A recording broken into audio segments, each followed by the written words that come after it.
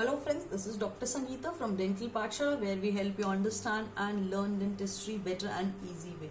Restoring a grossly decayed, especially a primary teeth, is a challenging task, and many materials that have been tried and been used, but amalgam was one of the famous material which was used from quite some time. So silver amalgam restorations were so popular since ages, and in a grossly decayed teeth, if we restore it from amalgam, we don't get the satisfaction.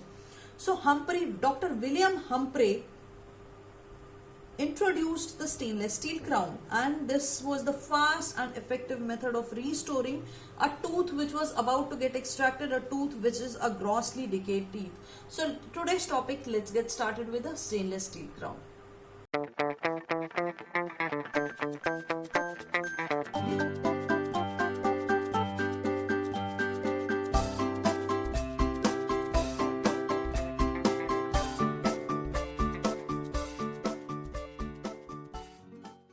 Before we get started, make sure you subscribe to our channel so that you get a notification as soon as I release a new video lecture. Restoring a GD tooth, a primary tooth, is actually difficult, and you will be surprised to know that we don't require a good preparation for placing a stainless steel crown in a primary teeth. Actually, it doesn't even matter. The retention of a stainless steel crown actually depend on the tight fitting at the marginal area, at the marginal gingival region. So the shape of the preparation is relatively not important for a stainless steel crown. Now, where do we give the stainless steel crown?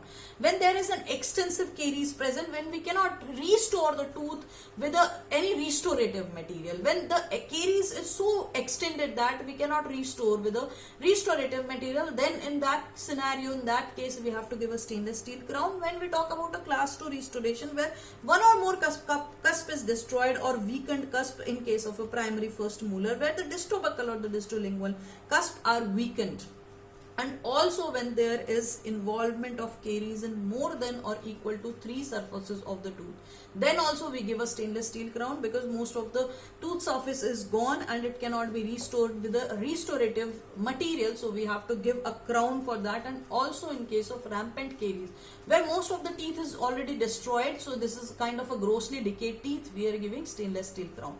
This is one of the most important indication for stainless steel crown. When a case is grossly decayed, when a tooth is grossly decayed, we give a stainless steel crown. Talking about after the pulp therapy, after the pulpectomy procedure, after we have done the pulp therapy, then the tooth becomes brittle and there is weakening of the tooth and there is fracture, especially in the mesiodistal direction. Now a stainless steel crown actually is given after a pulp therapy, because that's how we save a tooth from fracturing it. Now talking about the developmental defect, there are certain developmental defects in which the enamel becomes very thin, in which the enamel becomes very weak. So in case of amelogenesis imperfecta, in case of dentinogenesis imperfecta, or in case of enamel hypoplasia, if we talk about all these cases, the enamel chipped off easily and there is bone of enamel, and most of the time the dentine is exposed and the patient complain of sensitivity. We cannot restore this kind of defect with amalgam restoration, because there is going to be a failure if we restore it with the amalgam restoration. So we need to give a solid thing, we need to give a stainless steel crown. Now we cannot even give the cast crown, because if you remember the differences between primary and permanent teeth, we have talked about the pulp chambers, or the pulp is actually close to the occlusal surfaces. Also there is thin enamel, there is thin dentine, so we cannot give cast crown, because we have to reduce the crown a lot for giving a cast crown. That's why we give a stainless steel crown. And also in cases of bruxism, when the patient has a habit of clenching, and stainless steel crown actually compensates the wear, compensates the forces which are acting on an erupting permanent teeth. When the permanent teeth is erupting, it is taking all the load, not putting pressures on the erupting permanent teeth. Also in case of fractured incisor, stainless steel crown is actually given as a temporary restorative material. And also in the stainless steel crown, we can put some dressing material and give the crown. So that's how it is actually retaining the dressing material when the dentine is exposed. Also, we can use stainless steel crown for a maintainer, for a abutment, for a space maintainer, as in crown and loop space maintainer, where band placement is difficult. So we can give this stainless steel crown, and also difficult when there is undercut, so it reduces the undercut, as in case of first deciduous molar, or when the abutment has gone any pulp therapy, that case we give stainless steel crown. Now we give stainless steel crown in handicapped children because these children find difficulty in cleaning their teeth. So the oral hygiene maintenance is actually difficult, so we give stainless steel crown to restore the carious tooth, then amalgam restoration in case of a handicapped child. Also, we use stainless steel crown in a habit breaking appliance when there is reoccurrence of caries, when there is rampant caries, so we give stainless steel crown. Also, there are some situations wherein the stainless steel crown is not given. The stainless steel crown is contraindicated, such as in the permanent restoration in permanent teeth. So we cannot put a permanent restoration in a permanent teeth for stainless steel crown. It is contraindicated. Also, when there is a resorption of the root more than, we are talking about the primary resorption of the root. When in case of a primary teeth, when there is a resorption more than half, then we cannot give this stainless steel crown. In that case, stainless steel crown is contraindicated. And we use stainless steel crown as a temporary crown if we are talking about permanent teeth. Permanent teeth we give for permanent restoration, not for permanent restoration, for temporary. For permanent teeth, we are giving stainless steel crown for a temporary restoration, not for permanent. So for temporary, we can give because the margins of the crown cannot be made so accurate as we talk about gold or any other material, and they are not as durable. We cannot use it for a long period of time, but for a short period of time, we can use this stainless steel crowns.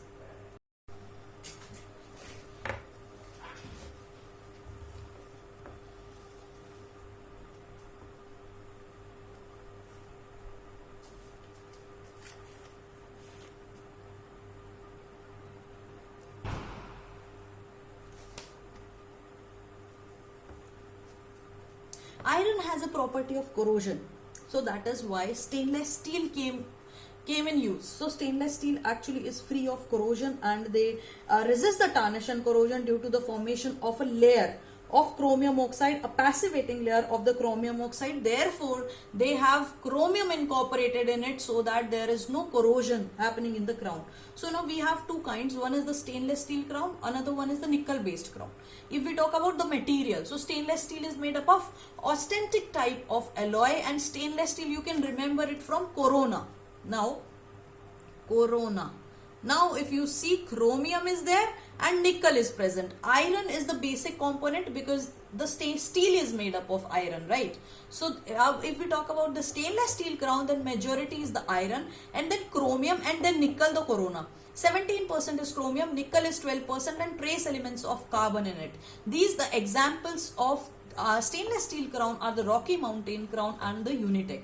Now, if we talk about the nickel based crown, these have high level of nickel present in it. So that's why they are known as the nickel based crown. So nickel based crown has maximum 72%, which is nickel is present rather than the iron. Now these crowns have nickel in high quantity and iron in low quantity, like somewhere close to iron, and the nickel is somewhere close to iron in this. So that is the 67% of iron in the stainless steel, and in nickel is 72%.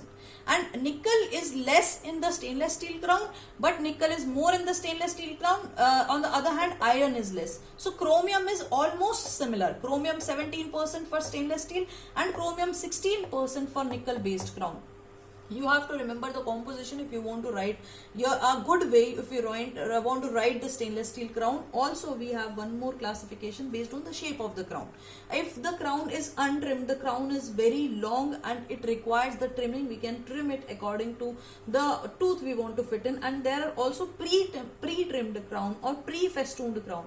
These are short in length. These are the crown and has parallel side walls. The side surfaces of these crowns are actually parallel. The third one we have is the pre-contoured crown, or we can say these are the bell-shaped crown.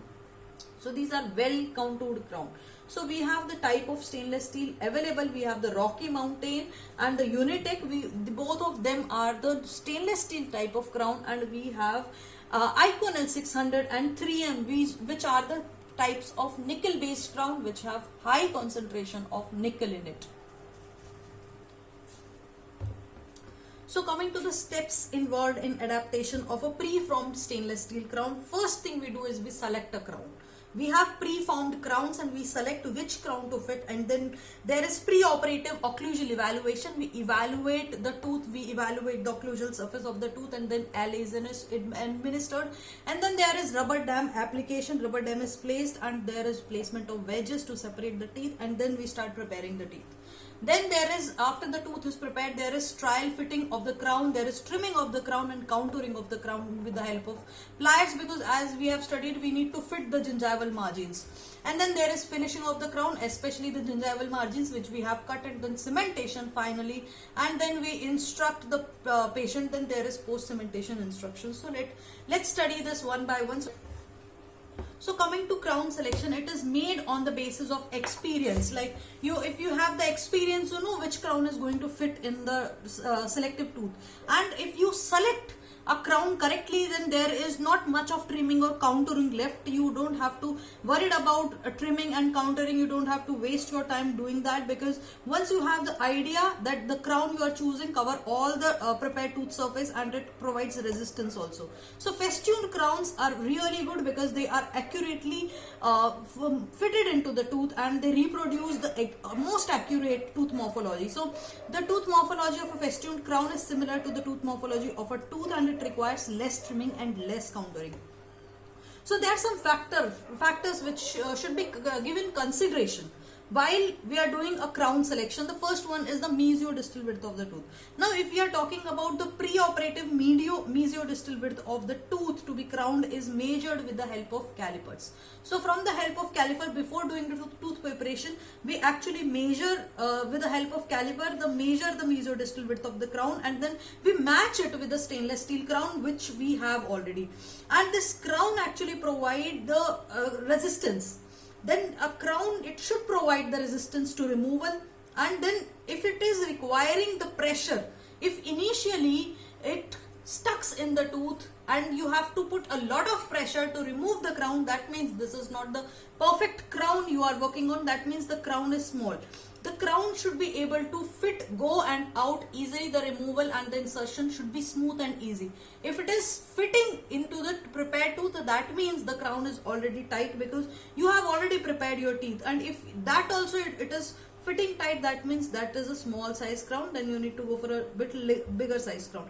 But on the other hand, if you do oversized crown, then there is going to be a harm on the erupting tooth. Then this oversized crown is going to hinder in the permanent tooth eruption. If suppose second deciduous molar we are talking, and you have given oversized crown in the second deciduous molar, then the first permanent molar which is going to erupt will prevent the normal eruption of the first permanent molar, this oversized crown. So talking about occlusal anatomy, if there are excessive anatomy occlusal problems, then we are going to face problem with the stainless steel crown also, because if the cusp are high, either the cusp are high or the fissures are deep. So in that case scenario, once we insert the crown, once we insert the stainless steel crown, it is not going to fit in properly. So it will be less of the gingival area, and it will also rock because of the high cusp. It is going to stuck here.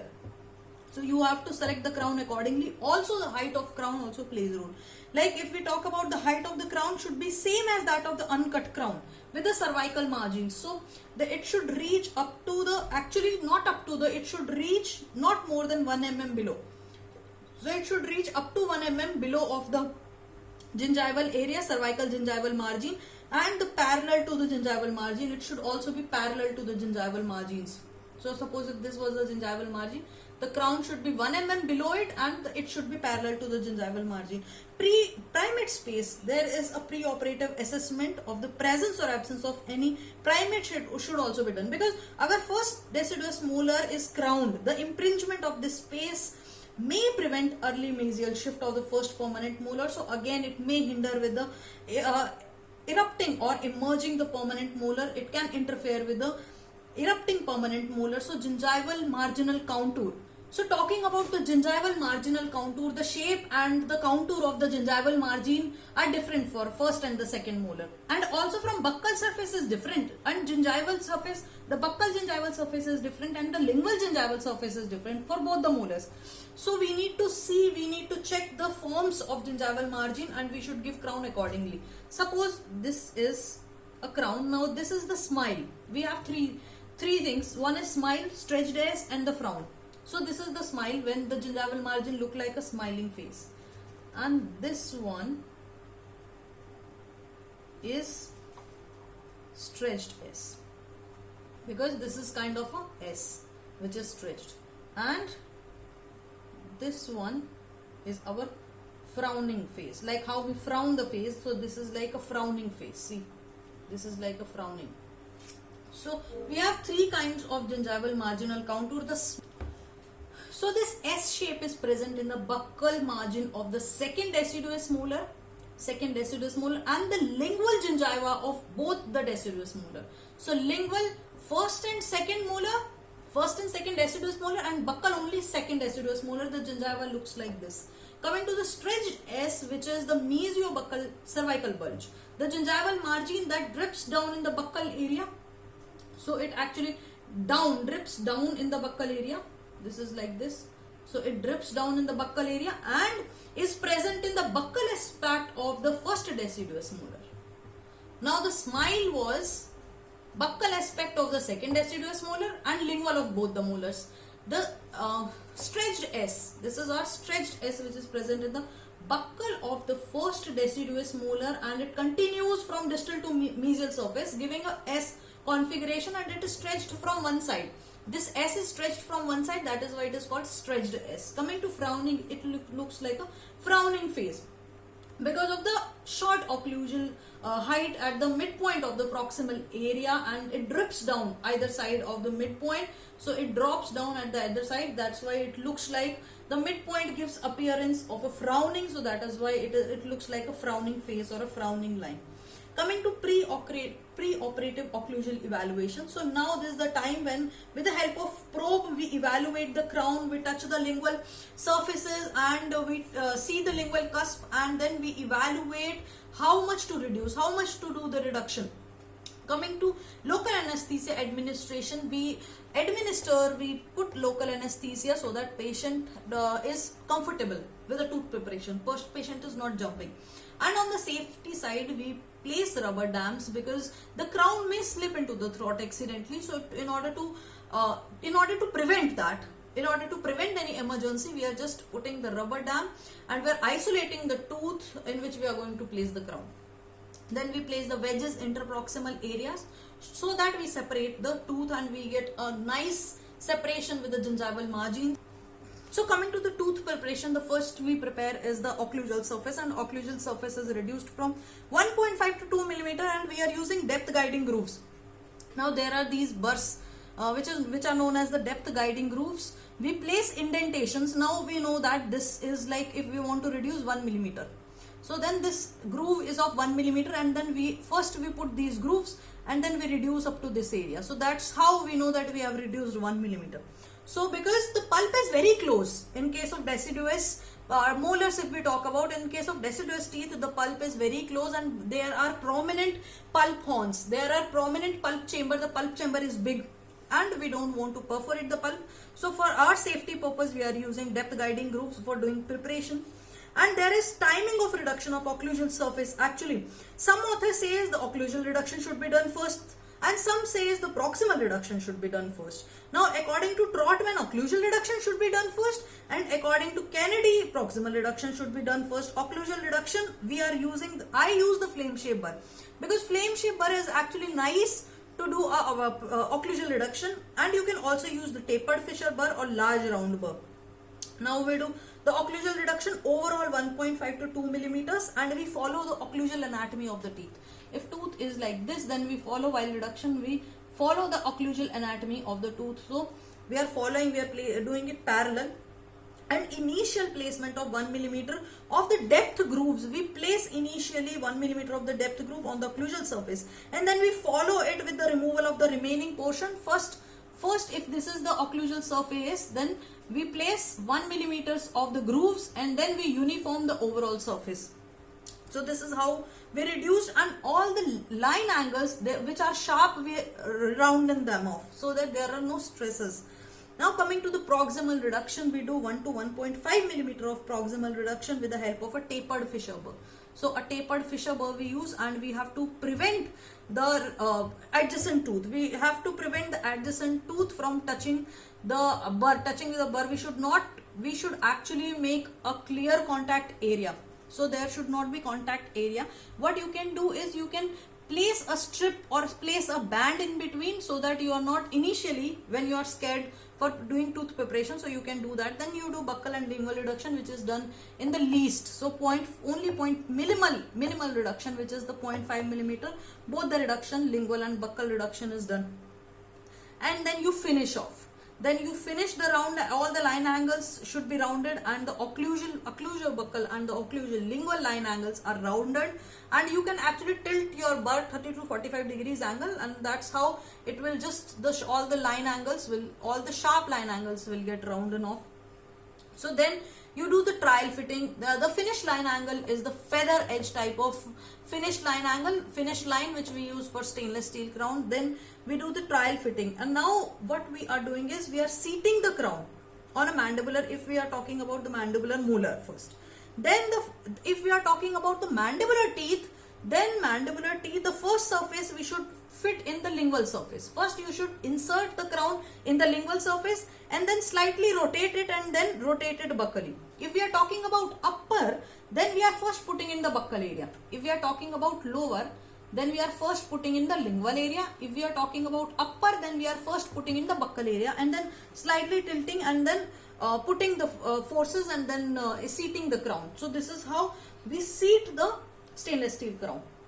And then the excess, so whatever the excess material is there is cut off with the help of a curved scissor. So there is a curved scissor from which you can cut the extra crown, and you have to make sure that it is not impinging, the margins are not impinging the gingiva. So you should smoothen the margin with the help of a green stone. And then your contouring, because if you remember, we have studied that the gingival